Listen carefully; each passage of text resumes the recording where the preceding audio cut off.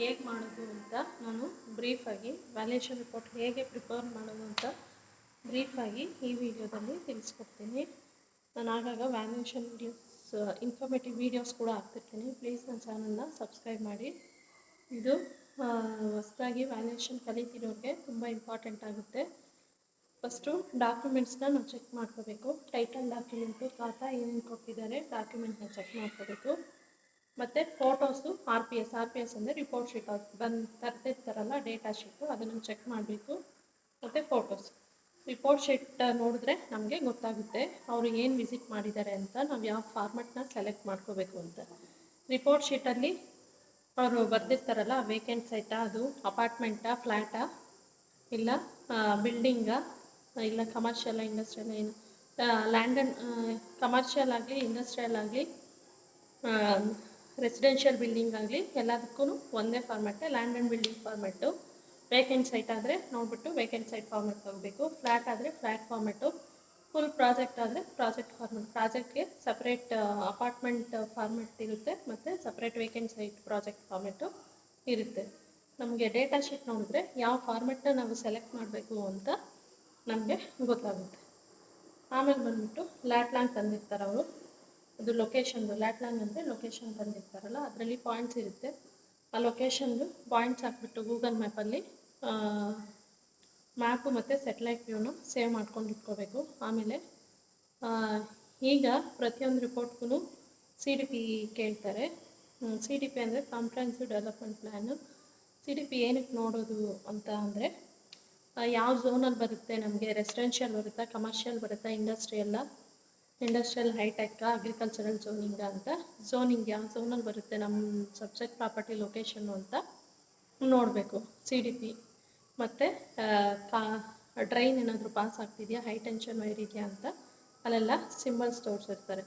ನಿಮಗೆ ಅಪ್ಕಮಿಂಗ್ ವೀಡಿಯೋಸಲ್ಲಿ ಬೇಕಾದರೆ ನಾನು ಎಕ್ಸ್ಪ್ಲೈನ್ ಮಾಡಿಕೊಂಡು CDP ಪಕ್ಕದಲ್ಲಿ ಅಟ್ಯಾಚ್ ಮಾಡಿಬಿಟ್ಟು ನಿಮಗೆ ತೋರಿಸ್ತೀನಿ.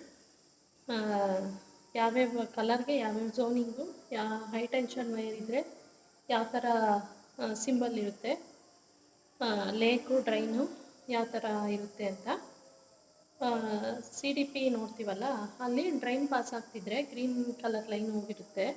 ಅಲ್ಲಿ CDP 15, CDP 31 ಇರುತ್ತೆ. CDP 15ಅಲ್ಲಿ ನಮಗೆ ಡ್ರೈನ್ ಪಾಸ್ ಆಗಿರೋದು ಗೊತ್ತಾಗುತ್ತೆ, ಅದು ಯಾವ ಡ್ರೈನ್ ಅಂತ ಗೊತ್ತಾಗಲ್ಲ. ಯಾವ ಡ್ರೈನ್ ಅಂದರೆ ಪ್ರೈಮರಿ, ಸೆಕೆಂಡರಿನ, ಟರ್ಷರಿನ ಅಂತ ಗೊತ್ತಾಗಲ್ಲ. ಸೊ ಅದಕ್ಕೆ ನಾವು CDP 31ನ ಡ್ರೈನ್ ಬಂದಾಗ ಕಂಪಲ್ಸರಿ ನೋಡಬೇಕು, ಯಾವ ಡ್ರೈನ್ ಅಂತ ಕಂಡುಹಿಡಿಯೋಕ್ಕೆ. ಮತ್ತು ಲೇಕ್ ಇದ್ರೂ ಗೊತ್ತಾಗುತ್ತೆ. ಲೇಕು ಅವೆಲ್ಲ ಬಂದಾಗ CDP 31 ಒಂಚೂರು ನೋಡಿದ್ರೆ ನಿಮಗೆ ಹೆಲ್ಪ್ಫುಲ್ ಆಗುತ್ತೆ. ಮತ್ತು CDP 15ಅಲ್ಲಿ ನಮಗೇನಾದರೂ ರೋಡ್ ವೈಂಡಿಂಗ್ ಆಗಿದೆಯಾ ಇಲ್ವಾ ಅಂತ ಗೊತ್ತಾಗುತ್ತೆ. ಅದಾದಮೇಲೆ ಅಷ್ಟು ಮ್ಯಾಪಲ್ಲಿ ಅಷ್ಟು ನೋಡಿಕೊಂಡು ಇಟ್ಕೋಬೇಕು. ನೆಕ್ಸ್ಟು ಡಾಕ್ಯುಮೆಂಟು ಡೇಟಾ ಶೀಟ್ ಎಲ್ಲ ಇರುತ್ತಲ್ಲ, ಯಾವ ಊರು ಇದೆ ಅಂತ ನೋಡಿಕೊಂಡು ಗೈಡ್ಲೈನ್ ವ್ಯಾಲ್ಯೂ, ಗೌರ್ಮೆಂಟ್ ವ್ಯಾಲ್ಯೂ ಏನಿದೆ, ಯಾವ ಹೋಬಳಿಯಲ್ಲಿ ಎಲ್ಲಿ ಬರುತ್ತೆ ಅಂತ ರಿವೈಸರ್ ಗೈಡ್ಲೈನ್ ವ್ಯಾಲ್ಯೂ ಅಂತ ನೀವು ಗೂಗಲಲ್ಲಿ ಹೊಡೆದ್ರೆ ಅದು ಬರುತ್ತೆ. ನಮ್ಗೆ ಯಾವ ಹೋಬಳಿ ಬರುತ್ತಾ, ಬೇಗೂರ, KR ಪುರಮ್ಮ, ಯಲಹಂಕನ, ಜಾಲ ಹೋಬಳಿನ, ಯಾವ ಹೋಬಳಿದೆಲ್ಲ ಇರುತ್ತೆ ಲಿಸ್ಟು. ಇನ್ನು ಗೌರಿಬಿದನೂರು, ಚಿಕ್ಕಬಳ್ಳಾಪುರನ, ಕೋಲಾರ, ಮಾಲೂರ, ರಾಮನಗರನ ಯಾವುದು ಅಂತ ಅದು ನೋಡ್ಕೊಬಿಟ್ಟು PDF ಅದು ಕ್ಲಿಕ್ ಮಾಡಿದ್ರೆ ರಿವೈಸರ್ ಗೈಡ್ಲೈನ್ ಅಂತ ವ್ಯಾಲ್ಯೂ ಅಂತ ಹೊಡೆದು ಅಲ್ಲಿ PDFs ಬರುತ್ತೆ, ಅಲ್ಲಿ ಬರುತ್ತೆ ಹೆಸರುಗಳೆಲ್ಲ. ನಮಗೆ ಯಾವುದು ಅಂತ ಇವಾಗ ಬೇಗೂರು ಅಂತಿರುತ್ತೆ, ಬೇಗೂರು ಹೋಬಳಿ ಇದೆ. ಜಯನಗರಲ್ಲಿ ಬೇಗೂರು ಹೋಬಳಿ ಬರುತ್ತೆ, ಜಯನಗರ ತಾಲೂಕು ಬೇಗೂರು ಹೋಬಳಿ ಬರುತ್ತೆ. ಬೇಗೂರನ್ನ ಕ್ಲಿಕ್ ಮಾಡಿದ್ರೆ ಕಂಟ್ರೋಲ್ F ಹೊಡೆದ್ಬಿಟ್ಟು ಬೇಗೂರು ಅಂತ ಹೊಡೆದ್ರೆ ಅಲ್ಲಿ ಬರುತ್ತೆ. ಸೊ ಅದನ್ನು ಒಂದು ಸ್ಕ್ರೀನ್ಶಾಟ್ ತಗೊಂಡು ಇಟ್ಕೋಬೇಕು. ನೆಕ್ಸ್ಟ್ ಬಂದುಬಿಟ್ಟು ಏನಪ್ಪ ಅಂದರೆ ಫಾರ್ಮೆಟ್ನ ನಾವು ಸೆಲೆಕ್ಟ್ ಮಾಡಿರ್ತೀವಿ. ಫಾರ್ಮೆಟಲ್ಲಿ ಏನೇನು ಕೇಳುತ್ತೆ, ಅಪ್ಲಿಕೆಂಟ್ ನೇಮ್ ಕೇಳುತ್ತೆ. ಅಪ್ಲಿಕೆಂಟ್ ನೇಮು ಬ್ಯಾಂಕ್ ಅವರು ಕಳಿಸಿರ್ತಾರೆ ನಮಗೆ ಅಲ್ಲ, ಇನ್ಶಿಯೇಟ್ ಮಾಡುವಾಗ ಏನು ಹೆಸರಿರುತ್ತೆ ಆ ಹೆಸರು ಹಾಕಬೇಕು. ಮತ್ತು name of the owner documents ಕೊಟ್ಟಿರ್ತಾರೆ. ನಾವು ರೀಸೆಂಟ್ ಡಾಕ್ಯುಮೆಂಟು ಚೆಕ್ ಮಾಡ್ಕೋಬೇಕು, ಡೇಟ್ಸ್ ಚೆಕ್ ಮಾಡಿಕೊಂಡು ರೀಸೆಂಟ್ ಯಾವ ಡಾಕ್ಯುಮೆಂಟ್ ಇರುತ್ತೋ ಆ ಡಾಕ್ಯುಮೆಂಟ್ ನೋಡಿಕೊಂಡು ಓನರ್ ನೇಮ್ನ ಹಾಕಬೇಕು. ಮತ್ತು ಅಡ್ರೆಸ್ಸು, ರಿಪೋರ್ಟಲ್ಲಿ ಏನಾದ್ರು 2 ಅಡ್ರೆಸ್ಸು ಕೇಳಿರ್ತಾರೆ, ಪೋಸ್ಟಲ್ ಅಡ್ರೆಸ್ಸು ಮತ್ತು ಲೀಗಲ್ ಅಡ್ರೆಸ್ಸು. ಪೋಸ್ಟಲ್ ಅಡ್ರೆಸ್ ಅಂದರೆ ನಮ್ಮ ವಿಸಿಟ್ ಏನಕ್ಕೆ ಹೋಗಿರ್ತಾರೆ ಇಂಜಿನಿಯರು, ಅಲ್ಲಿ ಏನು ಹೇಳಿರ್ತಾರೆ ಅದನ್ನು ಬರ್ಕೊಬಂದಿರ್ತಾರೆ. ಅಲ್ಲಿ ಅಕ್ಕಪಕ್ಕ ಬೋರ್ಡ್ ಏನಾದರೂ ಇರುತ್ತೆ, ಅಲ್ಲಿ ಏನು ಆ್ಯಕ್ಚುಯಲ್ ಅಡ್ರೆಸ್ ಇರುತ್ತೋ ಅದು ತಂದಿರ್ತಾರೆ ವಿತ್ ಪಿನ್ ಕೋಡು. ನಾವು ಅದು ಆ್ಯಕ್ಚುಯಲ್ ಅಡ್ರೆಸ್ಸಲ್ಲಿ ಹಾಕಬೇಕು. ನೆಕ್ಸ್ಟ್ ಬಂದುಬಿಟ್ಟು ಲೀಗಲ್ ಅಡ್ರೆಸ್ ಅಂದರೆ ಡಾಕ್ಯುಮೆಂಟಲ್ಲಿ ಏನಿರುತ್ತೆ, ಡಾಕ್ಯುಮೆಂಟಲ್ಲಿ site number, khata number, property number, assessment number ಏನೇನಿರುತ್ತೋ, ಸರ್ವೆ ನಂಬರು ಏನೇನಿರುತ್ತೋ ಅದೆಲ್ಲ ನಂಬರ್ಸ್ ಹಾಕಿ, ವಾರಂಟ್ ನಂಬರು ಎಲ್ಲ ಹಾಕ್ಬಿಟ್ಟು ಊರ ಹೆಸರು ಎಲ್ಲ ಹಾಕಬೇಕು. ಲೀಗಲ್ ಅಡ್ರೆಸ್ಸಲ್ಲಿ ಪಿನ್ ಕೋಡ್ ಕೊಟ್ಟಿದ್ರೆ ಹಾಕಿ, ಇಲ್ಲಾಂದರೆ ಬೇಡ. ನೆಕ್ಸ್ಟ್ ಬಂದುಬಿಟ್ಟು ಇನ್ನು ರಿಪೋರ್ಟ್ಸಲ್ಲಿ ಅದು ವೇಕೆಂಟ್ ಸೈಟಾ, ರೆಸಿಡೆನ್ಷಿಯಲ್ ಬಿಲ್ಡಿಂಗ್ನ, ಕಮರ್ಷಿಯಲ್ನ ಅಂತ ಕೇಳಿರ್ತಾರೆ. ಅದು ಟೈಪ್ ಆಫ್ ಪ್ರಾಪರ್ಟಿ ನೀವೇನಿದ್ರೆ ಅದನ್ನು ಹಾಕಬೇಕು. ಅಲ್ಲಿ ನಮಗೆ ಗೊತ್ತಿರುತ್ತಲ್ಲ, ಫೋಟೋಸ್ ಆಬ್ವಿಯಸ್ಲಿ ನೋಡಿದ್ರೆ ಅದು ಹಾಕಬೇಕು. ನೆಕ್ಸ್ಟ್ ಬಂದುಬಿಟ್ಟು ಲ್ಯಾಟ್ ಪಾಯಿಂಟ್ಸು ಕೇಳಿರ್ತಾರೆ, ಹಾಕಬೇಕು. ನೆಕ್ಸ್ಟು ಡಾಕ್ಯುಮೆಂಟ್ ಡೀಟೇಲ್ಸ್ ಎಲ್ಲ ಅಲ್ಲಿ ಫಿಲ್ ಮಾಡಬೇಕು ರಿಪೋರ್ಟ್ ಶೀಟಲ್ಲಿ. ಒಂದೊಂದು ಬ್ಯಾಂಕ್ಗೆ ಒಂದೊಂದು ಥರ ಫಾರ್ಮೆಟ್ ಇರುತ್ತೆ. ನಾವು ಕ್ಲೀನಾಗಿ ಅಲ್ಲಿ ಸೈಡಲ್ಲಿ ಬರೆದಿರ್ತಾರೆ, ಹೆಡ್ಡಿಂಗ್ ಲೈನ್ ಓದಿದ್ರೆ ನಾವು ಅಲ್ಲೇನು ಎಂಟ್ರಿ ಮಾಡಬೇಕು ಅಂತ ಗೊತ್ತಿರುತ್ತೆ. ಅಲ್ಲಿ ಓದ್ಕೊಂಡು ಅಲ್ಲಿ ಎಂಟ್ರಿ ಮಾಡೋದು, ಏನು ಎಂಟ್ರಿ ಮಾಡಬೇಕು ಅಂತ ಗೊತ್ತಿರಬೇಕಷ್ಟೇ. ನೆಕ್ಸ್ಟು ಬೌಂಡ್ರೀಸ್ ಕೇಳ್ತಾರೆ. ನಾನು ನಾರ್ಮಲ್ ರಿಪೋರ್ಟಲ್ಲಿ ಏನಿರುತ್ತೆ ಅದೇ ಪರ್ಟಿಕ್ಯುಲರ್ ರಿಪೋರ್ಟ್ ಹೇಳ್ತೀರಾ, ನಾರ್ಮಲಲ್ಲಿ ಎಲ್ಲ ರಿಪೋರ್ಟಲ್ಲೂ ಏನು ಕೇಳಿರ್ತಾರೆ ಅಂತ ನಾರ್ಮಲ್ಲಾಗಿ ಹೇಳ್ತಿದ್ದೀನಿ. ಏನಪ್ಪ ಅಂದರೆ ಬೌಂಡ್ರೀಸು ಆ್ಯಕ್ಚುಯಲ್ ಅಂದರೆ ಸೈಟಲ್ಲಿ ಹೋಗಿ ಏನು ತಂದಿರ್ತಾರೆ ಅವರು. ಇದು ನಮ್ಮ ಪ್ರಾಪರ್ಟಿ ಸಬ್ಜೆಕ್ಟ್ ಪ್ರಾಪರ್ಟಿ ಇರುತ್ತೆ, ಇದು ಈಸ್ಟ್ಗೆ ಏನಿದೆ, ವೆಸ್ಟ್ಗೆ ಏನಿದೆ, ನಾರ್ತ್ಗೆ ಏನಿದೆ, ಸೌತ್ಗೆ ಏನಿದೆ ಅಂತ ತಂದಿರ್ತಾರೆ, ಅದನ್ನು ಹಾಕಬೇಕು. ನೆಕ್ಸ್ಟು ಡಾಕ್ಯುಮೆಂಟ್ ಬೌಂಡ್ರೀಸ್ ಅಂದರೆ ಅಕ್ಕಪಕ್ಕ ಏನಿದೆ ಅಂತ ಅರ್ಥ ಆಗ್ತಿದ್ದವ್ರಿಗೆ ಶೆಡ್ಯೂಲ್ ಬೌಂಡ್ರೀಸ್ ಅಂದರೆ. ಮತ್ತು ಡಾಕ್ಯುಮೆಂಟಲ್ಲಿ ಈಸ್ಟ್, ವೆಸ್ಟ್, ನಾರ್ತ್, ಸೌತ್ ಏನಿದೆ ಅಂತ ಮೆನ್ಷನ್ ಮಾಡಿರ್ತಾರೆ, ಸೊ ಅದು ಹಾಕಬೇಕು. ಈಸ್ಟ್ ಅಂದರೆ ಪೂರ್ವ, ವೆಸ್ಟ್ ಅಂದರೆ ಪಶ್ಚಿಮ, ನಾರ್ತ್ ಅಂದರೆ ಉತ್ತರ, ಸೌತ್ ಅಂದರೆ ದಕ್ಷಿಣ ಏನೇನು ಮೆನ್ಷನ್ ಮಾಡಿರ್ತಾರೆ ಅಂತ ಹಾಕಬೇಕು. ಮತ್ತು ಲ್ಯಾಂಡ್ ಏರಿಯಾ ಕೇಳಿರ್ತಾರೆ. Land area or plot area or site area ಅಂದರೆ ಸೈಟ್ ನಮ್ಮ ಪ್ರಾಪರ್ಟಿದು ಏರಿಯಾ ಎಷ್ಟಿರುತ್ತೆ ಅಂತ, ಫುಲ್ ಟೋಟಲ್ ಏರಿಯಾ ಎಷ್ಟಿರುತ್ತೆ ಅಂತ ಈಸ್ಟ್ ವೆಸ್ಟ್ ಪೂರ್ವ ಪಶ್ಚಿಮ ಉತ್ತರ ದಕ್ಷಿಣ ಮೆಷರ್ಮೆಂಟ್ ಮಾಡ್ಕೊ ಬಂದಿರ್ತಾರೆ. ಡಾಕ್ಯುಮೆಂಟಲ್ಲೂ ಆ ಥರ ಕೊಟ್ಟಿರ್ತಾರೆ. ಆ ಥರ ಹಾಕಿ ಟೋಟಲ್ ಎಷ್ಟು ಬರುತ್ತೆ ಅಷ್ಟು ಹಾಕಬೇಕು. ಅಷ್ಟು ಕೇಳಿರ್ತಾರೆ ರಿಪೋರ್ಟಲ್ಲಿ. ವೇಕೆಂಟ್ ಸೈಟ್ ಆದರೆ ಇಷ್ಟೇ. ಮತ್ತು ಗೈಡ್ಲೈನ್ ನೋಡಿರ್ತೀವಿ, ಮಾರ್ಕೆಟ್ ನೋಡಿರ್ತೀವಿ. ಗೌರ್ಮೆಂಟ್ ಗೈಡ್ಲೈನ್ ವ್ಯಾಲ್ಯೂ ಅಂದರೆ ಅಲ್ಲಿ PDF ಅಲ್ಲಿ ನೋಡಿರ್ತೀವಲ್ಲ, ಆ ರೇಟು ಮತ್ತು site rate is equals to ಎಷ್ಟು ಬರುತ್ತೋ ಆ ವ್ಯಾಲ್ಯೂ. ಮಾರ್ಕೆಟ್ ವ್ಯಾಲ್ಯೂ ಅಂದರೆ ನಾವು ಎನ್ಕ್ವೈರಿ ಮಾಡಿರೋದು, ಸೈಟ್ಗೆ ಹೋಗಿ ವಿಸಿಟ್ ಮಾಡಿರೋರು ತಂದಿರ್ತಾರೆ ರೇಟು, ಲೋಕಲ್ ಎನ್ಕ್ವೈರಿ ಮಾಡಿ ಅಥವಾ ನಾವು ಸ್ವಲ್ಪ ರಿಸರ್ಚ್ ಮಾಡಿಬಿಟ್ಟು ರೇಟ್ನ ಹಾಕಬೇಕು. ಅದು ಮಾರ್ಕೆಟ್ ರೇಟ್ ಅಂದರೆ ಮಾರ್ಕೆಟಲ್ಲಿ ಸುತ್ತಮುತ್ತ ಏನು ಓಡ್ತಿದೆ ಆ ಪ್ರಾಪರ್ಟಿಗೆ ರೇಟು ಅಂತ ಆ ರೇಟ್ ಹಾಕಬೇಕು. Market value of the property ಅಂದರೆ ಅದು ಮಾರ್ಕೆಟ್ ರೇಟು ಮತ್ತು ಸೈಟ್ ವ್ಯಾಲ್ಯೂನ ಇಂಟು ಮಾಡಿದ್ರೆ ಮಾರ್ಕೆಟ್ ವ್ಯಾಲ್ಯೂ ಬರುತ್ತೆ. ಅದಾದಮೇಲೆ ಬಿಲ್ಟಪ್ ಏರಿಯಾ ಅಂದರೆ ಏನು, ಬಿಲ್ಡಿಂಗ್ದು ಎಷ್ಟು ಕಟ್ಟಿದ್ದಾರೆ. ಸೈಟು 1200 ಇದ್ದರೆ ಬಿಲ್ಡಿಂಗ್ ಎಷ್ಟು ಕಟ್ಟಿರ್ತಾರಲ್ಲ ಅದು ತಂದಿರ್ತಾರೆ ಬಿಲ್ಟಪ್ ಏರಿಯಾ. ಆ್ಯಕ್ಚುಯಲ್ಲು ಡಾಕ್ಯುಮೆಂಟ್ ಅಂತ ಇರುತ್ತೆ. ಆ್ಯಕ್ಚುಯಲ್ಗೆ ಇಂಜಿನಿಯರ್ ಹೋಗಿ ಏನು ವಿಸಿಟ್ ಮಾಡಿಕೊಂಡು ತಂದಿರ್ತಾರೆ ಅದನ್ನು ಎಂಟ್ರಿ ಮಾಡಬೇಕು. Approved or permissible built up area ಅಂತ ಇರುತ್ತೆ. ಅಪ್ರೂವ್ಡ್ ಅಂದರೆ ಅಕಸ್ಮಾತ್ ಪ್ಲ್ಯಾನ್ ಏನಾದರೂ ಕೊಟ್ಟಿದ್ರೆ ಪ್ಲ್ಯಾನಲ್ಲಿ ಏನಿದೆ ಅದು ಗ್ರಾಸ್ ಬಿಲ್ಟಪ್ ಏರಿಯಾ ನೀವು ಹಾಕಬೇಕು.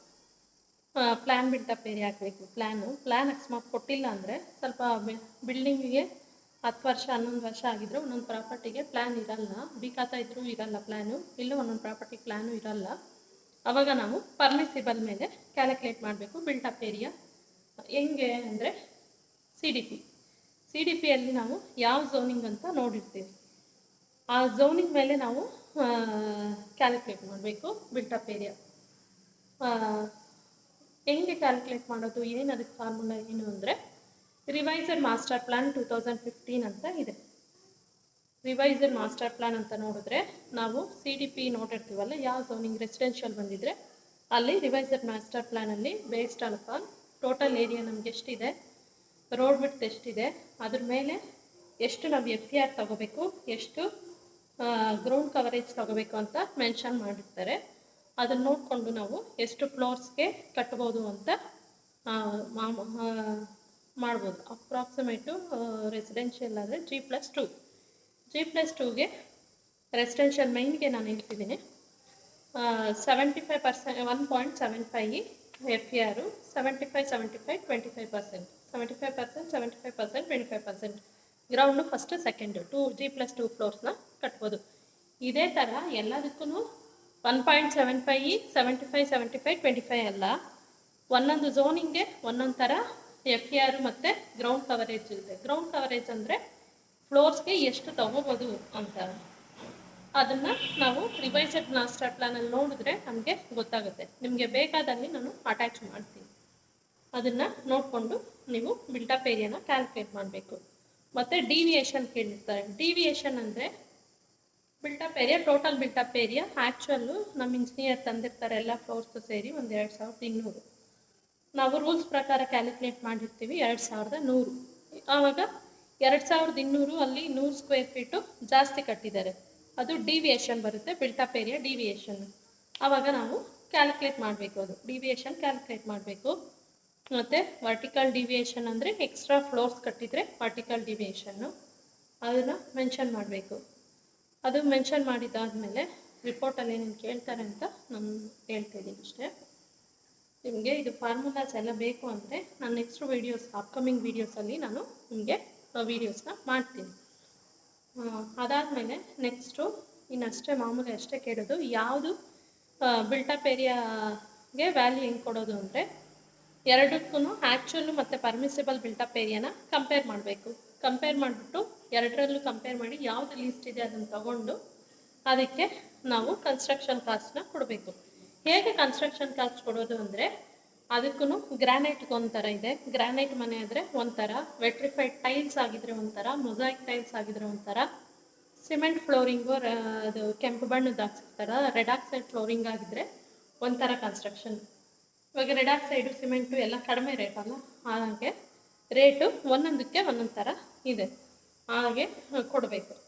ಯಾವ ಫ್ಲೋರಿಂಗ್ ಆಗಿದೆ ಅದ್ರ ಮೇಲೆ ಡಿಪೆಂಡ್ ಮಾಡಿಕೊಂಡು ಕೊಡಬೇಕು. ಅಕಸ್ಮಾತು ಡಿಪ್ರಿಸಿಯೇಷನ್ ಬಿಲ್ಡಿಂಗ್ ನೋಡಬೇಕು ಎಷ್ಟು ವರ್ಷದ್ದು ಹಳೆಯದು ಅಂತ, ಡಿಪ್ರಿಸಿಯೇಷನ್ನು ತೆಗೆದುಬಿಟ್ಟು ನೀವು ಕೊಡಬೇಕು. ಈ ಡಿವಿಯೇಷನ್ ಫಾರ್ಮುಲಾ, ಡಿಪ್ರಿಸಿಯೇಷನ್ ಫಾರ್ಮುಲಾ ಎಲ್ಲ ನಾನು ಅಪ್ಕಮಿಂಗ್ ವೀಡಿಯೋಸಲ್ಲಿ ನಿಮಗೆ ತಿಳಿಸ್ಕೊಡ್ತೀನಿ. ಡಿಪ್ರಿಸಿಯೇಷನ್ ತೆಗೆದುಬಿಟ್ಟು ನೀವು ರೇಟ್ನ ಕೊಡಬೇಕು. ಇದು total value of the property ಅಂತ ಲಾಸ್ಟಲ್ಲಿ ಕೇಳ್ತಾರೆ. ಟೋಟಲ್ ವ್ಯಾಲ್ಯೂ ಅಂದರೆ ನಾವು ಲ್ಯಾಂಡ್ಗೆ ಏನು ಕ್ಯಾಲ್ಕುಲೇಟ್ ಮಾಡಿರ್ತೀವಿ, land value plus building value, building ಏನು ಕ್ಯಾಲ್ಕುಲೇಟ್ ಮಾಡಿರ್ತೀವಿ ಅದು ಬಿಲ್ಡಿಂಗ್ ವ್ಯಾಲ್ಯೂ ಆ್ಯಡ್ ಮಾಡಿಬಿಟ್ಟು, ಬರೀ ಸೈಟ್ಗಾದರೆ ಅಷ್ಟೇ ಲ್ಯಾಂಡ್ ವ್ಯಾಲ್ಯೂ ಏನು ಕ್ಯಾಲ್ಕುಲೇಟ್ ಮಾಡಿರ್ತೀವಿ ಅದೇ ವ್ಯಾಲ್ಯೂನೇ. ಬಿಲ್ಡಿಂಗ್ ಆದರೆ ಬಿಲ್ಡಿಂಗು, ಲ್ಯಾಂಡು ಮತ್ತು ಅಮ್ಯುನಿಟೀಸ್ ಏನಾದರೂ ಇದ್ದರೆ, ಇವಾಗ ಸೋಲಾರು, ಕಾಂಪೌಂಡು ಅದೆಲ್ಲ ನಾವು ಬಿಲ್ಟಪ್ ಏರಿಯಾದಲ್ಲಿ ಇನ್ಕ್ಲೂಡ್ ಮಾಡಿರಲ್ಲ, ಅದಕ್ಕೆಲ್ಲ ನಾವು ಹಾಕಬೇಕು ಎಕ್ಸ್ಟ್ರಾ. ಮತ್ತು ಲಿಫ್ಟ್ ಏನಾದರೂ ಇದೆಯಾ ಮನೆಯಲ್ಲಿ ಅದಕ್ಕೆಲ್ಲ ಎಕ್ಸ್ಟ್ರಾ ಆಗುತ್ತೆ. ಮತ್ತು ವಾರ್ಡ್ರಾಬ್ಸ್, ಇಂಟೀರಿಯರ್ಸ್ ಅಂತ ಹಾಕ್ಬಿಟ್ಟು ಅದಕ್ಕೊಂದು ಸ್ವಲ್ಪ ಅಮೌಂಟು ಮನೆ ನೋಡಿಕೊಂಡು ಎಷ್ಟು ಆಗಿರ್ಬೋದು ಅಂತ ನಾವು ಡಿಸೈಡ್ ಮಾಡಿಬಿಟ್ಟು ಹಾಕಬೇಕು. ಅದೆಲ್ಲ ಟೋಟಲ್ ಮಾಡಿದ್ರೆ ನಮಗೆ ಟೋಟಲ್ ವ್ಯಾಲ್ಯೂ, ಪ್ರಾಪರ್ಟಿ ವ್ಯಾಲ್ಯೂ ಬರುತ್ತೆ. ಇಷ್ಟು ನಮಗೆ ರಿಪೋರ್ಟಲ್ಲಿ ಯೂಶ್ವಲಿ ಇಷ್ಟು ಇರುತ್ತೆ ಕವರ್ ಮಾಡೋಕ್ಕೆ. ಆಮೇಲೆ ರಿಮಾರ್ಕ್ಸ್ ಅಂತ ಇರುತ್ತೆ. ರಿಮಾರ್ಕ್ಸ್ ಶೀಟಲ್ಲಿ ನಾವು ಯಾವುದರಿಂದ ಐಡೆಂಟಿಫೈ ಮಾಡಿದ್ವಿ ಪ್ರಾಪರ್ಟಿನ, ಪ್ರಾಪರ್ಟಿ ನಂಬರಿಂಗ್ ಆಗಿದೆ, ಪ್ರಾಪರ್ಟಿ ನಂಬರಿಂಗು, ಇಲ್ಲಾಂದರೆ ಎಲೆಕ್ಟ್ರಿಸಿಟಿ ಬಿಲ್ಲು ಕಲೆಕ್ಟ್ ಮಾಡಿರ್ತೀವಲ್ಲ ಅದ್ರ ನೇಮು ಡಾಕ್ಯುಮೆಂಟ್ ಜೊತೆ ಮ್ಯಾಚ್ ಆಗ್ತಿದೆಯಾ ಅಂತ ನಾವು ಚೆಕ್ ಮಾಡ್ಕೋಬೇಕು. RR ನಂಬರು ಮೀಟರ್ ಬೋರ್ಡ್ಗೆ ಮ್ಯಾಚ್ ಆಗ್ತಿದೆಯಾ ಅಂತ ಚೆಕ್ ಮಾಡಿಕೊಂಡು ಅದು ಐಡೆಂಟಿಫಿಕೇಷನ್ ಪಾಯಿಂಟ್ನ ಹಾಕಬೇಕು. ಅದು ಕಂಪಲ್ಸರಿ ಎಲ್ಲ ರಿಪೋರ್ಟ್ಸಲ್ಲೂ, ಯಾವ ವೆಂಡರ್ಸ್ ಆದರೂ ಆಗಲಿ, ಯಾವ ಬ್ಯಾಂಕ್ಸಲ್ಲಾದರೂ ಆಗಲಿ ಐಡೆಂಟಿಫಿಕೇಷನ್ ಪಾಯಿಂಟು ಇಂಪಾರ್ಟೆಂಟ್. ನೆಕ್ಸ್ಟ್ ಬಂದುಬಿಟ್ಟು ಪ್ಲಾಟ್ ಏರಿಯಾ ಏನಾದರೂ ಹೆಚ್ಚು ಕಡಿಮೆ ಇದ್ದರೆ, ಆ್ಯಕ್ಚುಯಲಲ್ಲಿ ಸ್ವಲ್ಪ ಕಡಿಮೆ ಇದ್ದು ಡಾಕ್ಯುಮೆಂಟ್ ಜಾಸ್ತಿ ಇದ್ದು, ಡಾಕ್ಯುಮೆಂಟಲ್ಲಿ ಕಡಿಮೆ ಇದ್ದು ಆ್ಯಕ್ಚುಯಲ್ ಜಾಸ್ತಿ ಇದ್ದರೆ ಆ ಪಾಯಿಂಟ್ನೂ ನಾವು ಮೆನ್ಷನ್ ಮಾಡಬೇಕು. ಇಲ್ಲ ಸೇಮ್ ಇದ್ರೂ ಮೆನ್ಷನ್ ಮಾಡಿಬಿಟ್ಟು ಸೇಮ್ ಪ್ಲಾಟ್ ಏರಿಯಾ ಕನ್ಸಿಡರ್ ಮಾಡ್ತಿದ್ದೀವಿ ಅಂತ ಹಾಕಬೇಕು. ನೆಕ್ಸ್ಟ್ ಬಂದುಬಿಟ್ಟು ಬಿಲ್ಟಪ್ ಏರಿಯಾದು ಹಾಕಬೇಕು. ರೋಡ್ ಬಿಟ್ಟು ಎಲ್ಲ ಮೆನ್ಷನ್ ಮಾಡಿರ್ತಾರಲ್ಲ ಅದು ಯೂಶ್ವಲಿ ರಿಪೋರ್ಟ್ ಫಾರ್ಮೆಟಲ್ಲೇ ಕೇಳಿರ್ತಾರೆ, ಅದೆಲ್ಲ ಅಲ್ಲಿ ಮೆನ್ಷನ್ ಮಾಡಬೇಕು. ಇದೆಲ್ಲ ಆದಮೇಲೆ ಫೋಟೋಸ್ ಎಲ್ಲ ಕ್ಲೀನಾಗಿ ಅಲೈನ್ ಮಾಡಬೇಕು. ಒಂದು ಕಿಚನ್ ಫೋಟೋ, ಒಂದು ಹಾಲ್ ಫೋಟೋ, ಒಂದು ರೂಮ್ ಫೋಟೋ, ಒಂದೊಂದಾದ್ರೂ ಫೋಟೋಸು ಎಲ್ಲದ್ರದ್ದು ಕಂಪಲ್ಸರಿ ಇರಬೇಕು. ಒಂದು ಬಿಲ್ಡಿಂಗ್ ಎಲಿವೇಶನ್ ಫೋಟೋ, ಮತ್ತು ಒಬ್ಬೊಬ್ಬರೆಲ್ಲ ಸೆಲ್ಫಿ, ಇಂಜಿನಿಯರ್ ಜೊತೆ ಸೆಲ್ಫಿ ಫೋಟೋನು ಕೇಳ್ತಾರೆ, ಆ ಫೋಟೋಸು, ಮತ್ತು ರೋಡ್ ಫೋಟೋ, ಏನಾದರೂ ಪ್ಯಾಸೇಜ್ ಇದ್ದರೆ passage photo with road photo ಇದ್ದರೆ ರೋಡ್ ಫೋಟೋ ಹಾಕಬೇಕು. ಲಿಫ್ಟ್ ಏನಾದರೂ ಇದ್ದರೆ ಅದೆಲ್ಲನೂ numbering photo, property numbering photo ಇದ್ದರೆ ಪ್ರಾಪರ್ಟಿ ನಂಬರಿಂಗ್ ಫೋಟೋ ಅಟ್ಯಾಚ್ ಮಾಡಬೇಕು. ಮತ್ತು ದಿಶಾಂಕು ಮತ್ತು ಮ್ಯಾಪು ಸೆಟ್ಲೈಟು ನಾವು ತೆಗೆದಿರ್ತೀವಲ್ಲ ಸ್ಕ್ರೀನ್ಶಾಟು ಲ್ಯಾಂಡ್ ಪ್ಲಾಂಗ್ ಹಾಕಿ ಅದನ್ನು ರಿಪೋರ್ಟಲ್ಲಿ ಅಟ್ಯಾಚ್ ಮಾಡಬೇಕು. ಮತ್ತು ಐಡೆಂಟಿಫಿಕೇಷನ್ಗೆ ಎಲೆಕ್ಟ್ರಿಸಿಟಿ ಬಿಲ್ ತಂದಿರ್ತಾರೆ, ಅದನ್ನು ನಾವು ಅಟ್ಯಾಚ್ ಮಾಡಬೇಕು ರಿಪೋರ್ಟಲ್ಲಿ. ನಾರ್ಮಲ್ ರಿಪೋರ್ಟ್ ಫಾರ್ಮೆಟ್ ಅಂದರೆ ಇಷ್ಟಿರುತ್ತೆ, ನೀವು ಇಷ್ಟು ಅಟ್ಯಾಚ್ ಮಾಡಬೇಕು. ಅಕಸ್ಮಾತ್ ಏನಾದರೂ ಅಲ್ಲಿ ನೆಗೆಟಿವ್ ಪಾಯಿಂಟ್ಸ್ ಇತ್ತು ಅಂದರೆ negative points most important mention ಮಾಡೋದು ರಿಪೋರ್ಟಲ್ಲಿ. ಅಥವಾ ಪ್ರಾಪರ್ಟಿ ನಮ್ಗೆ ಐಡೆಂಟಿಫಿಕೇಷನ್ ಆಗಿಲ್ಲ ಅಂದರೆ ನಾವು ವ್ಯಾಲ್ಯೂ ಕೊಡೋಕ್ಕೆ ಬರಲ್ಲ, 0. ಸೊ ಅದನ್ನು ಮೆನ್ಷನ್ ಮಾಡಬೇಕು. ಅಥವಾ ರಾಜಕಾಲುವೆ ಇದ್ದರೆ ಯಾವ ರಾಜಕಾಲುವೆ ಇದೆ ಅಂತ ನಾವು CDP ನೋಡಿರ್ತೀವಿ, ಪ್ರೈಮರಿನ, ಸೆಕೆಂಡರಿನ, ಟರ್ಷರಿನ ಅಂತ ಇದ್ದರೆ ಅವು ಮೆನ್ಷನ್ ಮಾಡಿಬಿಟ್ಟು, ಬಫರ್ ಝೋನ್ ಇದ್ದರೆ ಬಫರ್ ಝೋನ್ ಅಂತ ಹಾಕ್ಬಿಟ್ಟು ಇಷ್ಟು ಡಿಸ್ಟೆನ್ಸಲ್ಲಿರಬೇಕು, ಸೇಫರ್ ಇಲ್ಲ ಬಫರ್ ಝೋನಲ್ಲಿದೆ ಅಂತೇಳಿ ಮೆನ್ಷನ್ ಕಮೆಂಟಲ್ಲಿ ರಿಮಾರ್ಕಲ್ಲಿ ಹಾಕಬೇಕು. ನೆಕ್ಸ್ಟ್ ಬಂದುಬಿಟ್ಟು ಹೈ ಟೆನ್ಷನ್ ವೈರ್ ಏನಾದರೂ ಇದೆಯಾ ಅಂತ ಇದ್ದರೆ ಅದನ್ನು ಸಹ ರಿಮಾರ್ಕಲ್ಲಿ ಹಾಕಬೇಕು. ಈ ಥರ ಲೇಕ್ ಬಫರ್ ಝೋನ್ ಬಂದರೆ ಈ ಥರ ಏನಾದರೂ ನೆಗೆಟಿವ್ ಪಾಯಿಂಟ್ಸ್ ಇದ್ದರೆ ಹಾಕಬೇಕು. ಸಿಮೆಂಟರಿ ಇದ್ದರೆ ಅಥವಾ ಟೆಂಪಲ್ಲು ಇದ್ದರೆ ಅಟ್ಯಾಚ್ ಇದ್ದರೆ ಅದೆಲ್ಲನೂ ಸ್ವಲ್ಪ ನೆಗೆಟಿವ್ ಪಾಯಿಂಟ್ಸು ಪ್ರಾಪರ್ಟಿಗೆ. ಸೊ ಇದೆಲ್ಲ ನೋಡಿಕೊಂಡೆ ಬ್ಯಾಂಕವರು ರಿಪೋರ್ಟ್ ನೋಡಿಕೊಂಡೆ ಅವರು ಲೋನ್ನ ಪ್ರೋಸೆಸ್ ಮಾಡೋಕ್ಕಾಗೋದು, ಲೋನ್ನ ಕೊಡ್ತಾರೆ. ಸೊ ಇದೆಲ್ಲ ಪಾಯಿಂಟ್ಸನ್ನು ನಾವು ಸಿವಿಲ್ ಇಂಜಿನಿಯರ್ಸ್ ಆಗಿ ಚೆಕ್ ಮಾಡಿಕೊಂಡು, ಪ್ರಾಪರ್ಟಿ ವ್ಯಾಲ್ಯೂಟರ್ಸ್ ಆಗಿ ಚೆಕ್ ಮಾಡಿಕೊಂಡು ನೀಟಾಗಿ ಎಲ್ಲನೂ ಮೆನ್ಷನ್ ಮಾಡಬೇಕು. ರೋಡ್ ವೈಂಡಿಂಗ್ ಇದ್ದರೆ ಹೀಗೆ ಇದ್ರದ್ದು ಇನ್ನು ನಾನು ರೋಡ್ ವೈಂಡಿಂಗ್ ಇದ್ದರೆ ಏನು ಮೆನ್ಷನ್ ಮಾಡಬೇಕು ಹೆಂಗೆ ಅಂತ ಎಲ್ಲನೂ ನೆಕ್ಸ್ಟ್ ಅಪ್ಕಮಿಂಗ್ ವೀಡಿಯೋಸಲ್ಲಿ ಪಾರ್ಟ್ 2 ವೀಡಿಯೋಸಲ್ಲಿ ನೆಗೆಟಿವ್ ಪಾಯಿಂಟ್ಸ್ ಬಗ್ಗೆ ಇನ್ನು ಕಂಪ್ಲೀಟಾಗಿ ನಿಮಗೆ ತಿಳಿಸ್ಕೊಡ್ತೀನಿ. ನನ್ನ ಈ ವಿಡಿಯೋ ನಿಮಗೆ ಇಷ್ಟ ಆಗಿದರೆ ಪ್ಲೀಸ್ ಲೈಕ್, ಶೇರ್, ಕಮೆಂಟ್ ಮಾಡಿ. Thank you. ನನ್ನ ಚಾನಲ್ನ ಸಬ್ಸ್ಕ್ರೈಬ್ ಮಾಡೋದು ಮರಿಬೇಡಿ.